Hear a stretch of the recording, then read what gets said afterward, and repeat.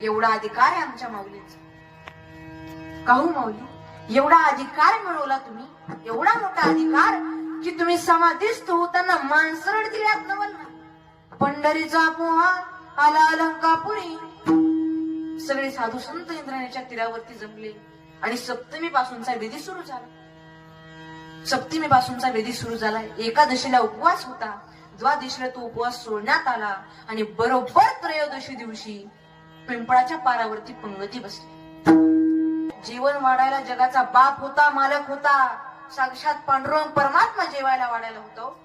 सगळे साधू संत जेवण करत होते, पण रुखरुख लागली होती. का बरं?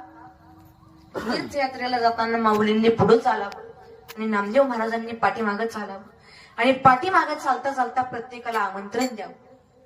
त्रयोदशीला ज्ञानोबा समाधीस्थ होणार आहे, यावर का आनंद दिला येतो, यावर का आनंद दिला, यावर का आनंद दिला. सर्वांना आमंत्रण दिलं. कळालं होतं सगळ्यांना ज्ञानोबराय समाधी घेणार आहेत. 22 वर्षाची ज्ञानोबराय समाधी घेणार आहेत. कळालं होतं सगळ्यांना. सगळे आले होते, सगळ्यांच्या डोळ्यात पाणी आलं होतं.